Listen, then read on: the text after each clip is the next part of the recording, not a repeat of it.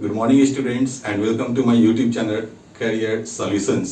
उम्मीद कर रहा हूँ कि अभी तक की सारी पढ़ाई आप लोगों को समझ में आ रही होंगी और बहुत सारे स्टूडेंट्स हैं जो रेगुलर वीडियो क्लास को देख रहे हैं और वो इम्प्रूव भी कर रहे हैं और अपना पॉजिटिव फीडबैक भी दिए जा रहे हैं। तो मैं सबसे पहले आज उन्हीं स्टूडेंट्स को थैंक्स करना चाह रहा हूँ कि कम से कम वो एटलीस्ट वीडियो कंप्लीट देख रहे हैं और अपने इंग्लिश को इम्प्रूव कर रहे हैं।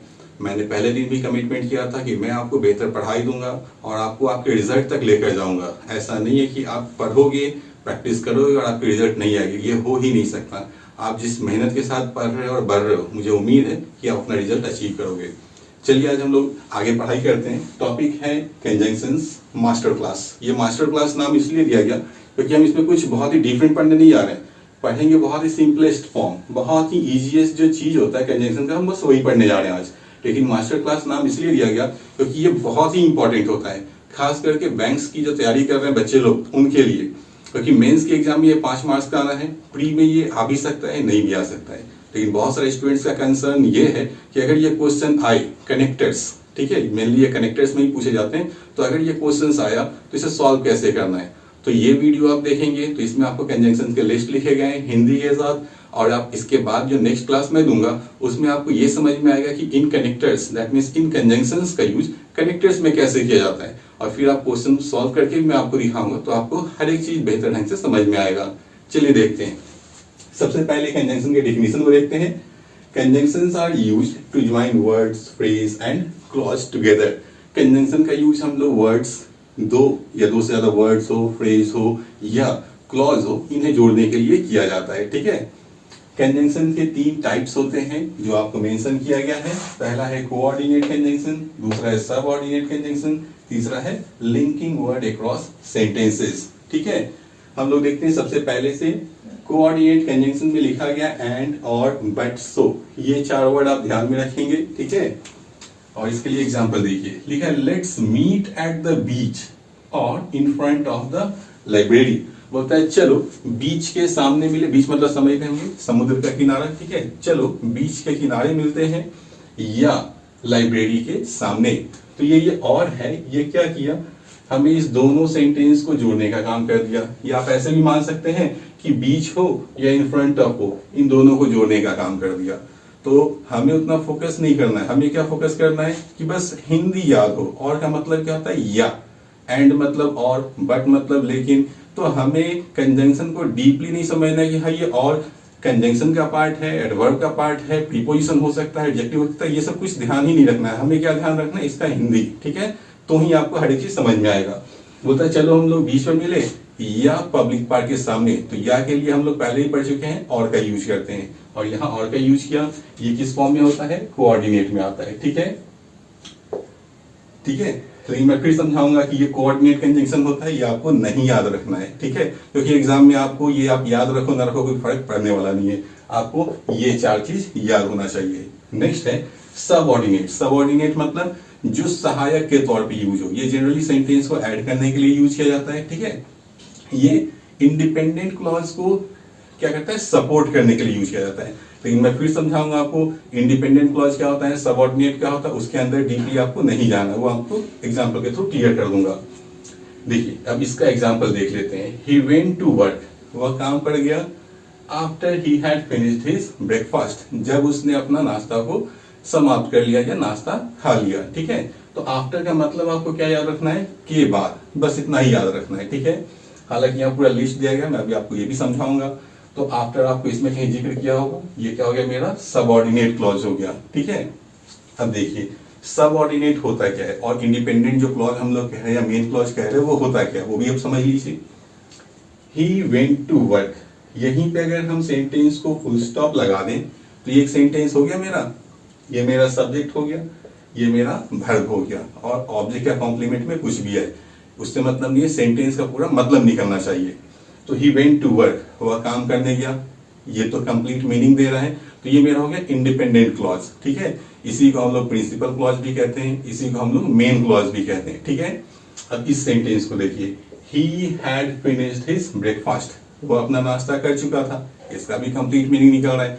तो इंडिपेंडेंट क्लॉज को जोड़ने के लिए भी हम लोग क्या करते हैं, सबऑर्डिनेट कंजंक्शंस का यूज करते हैं। और जैसे सबऑर्डिनेट कंजंक्शन लग गया तो मेरा जो सबऑर्डिनेट जिस पार्ट में लगा होता है उसे हम लोग क्या कहते हैं, सबऑर्डिनेट क्लॉज कह देते हैं। आ गया समझ में?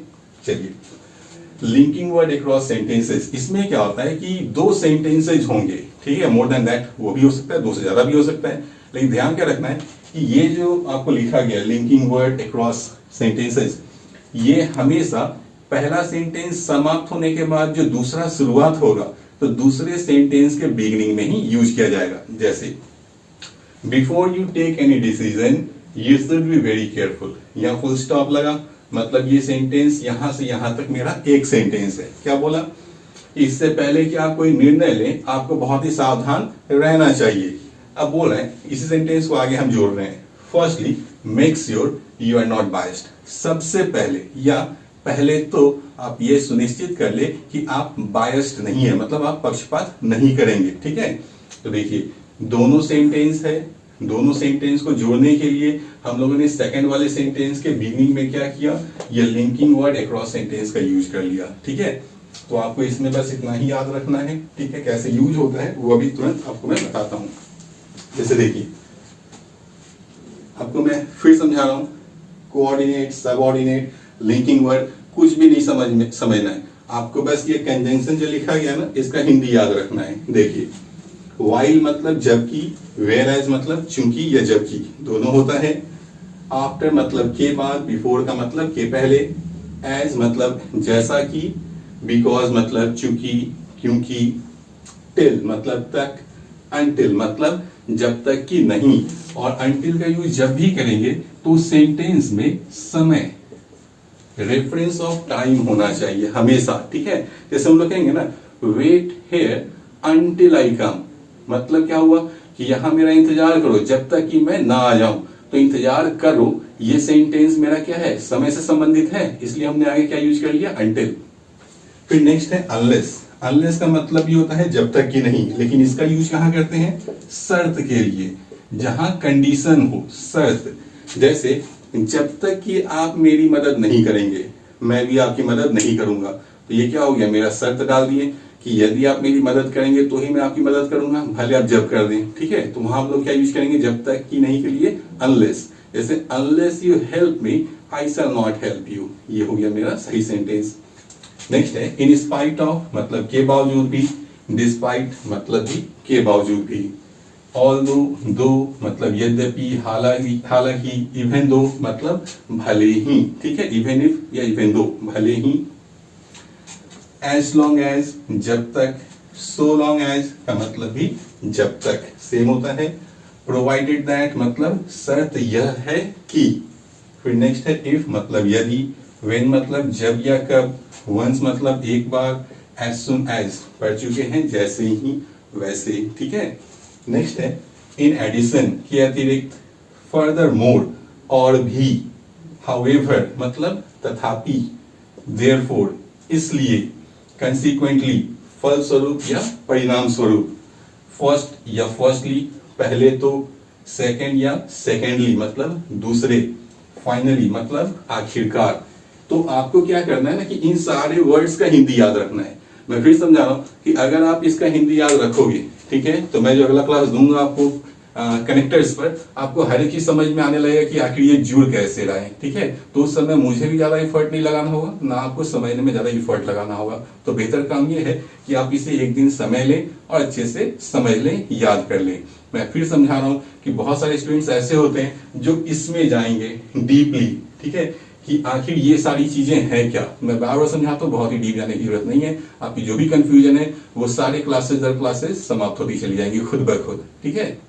लास्टली यहाँ लिखा गया मिसलेनियस, ये जो कुछ वर्ड्स हैं ये एडवर्ब भी होते हैं, कभी कभी ये क्या कहते हैं कंजंक्शन भी हो जाते हैं, और ये कभी प्रीपोजिशन भी होता है। तो इसीलिए मैंने यहाँ टाइटल लिख दिया मिसलेनियस। लेकिन फिर मैं समझा रहा हूँ कि ये कब एडवर्ब है कब प्रीपोजिशन, उससे मतलब आपको नहीं है, आपको सिर्फ हिंदी याद रखना है।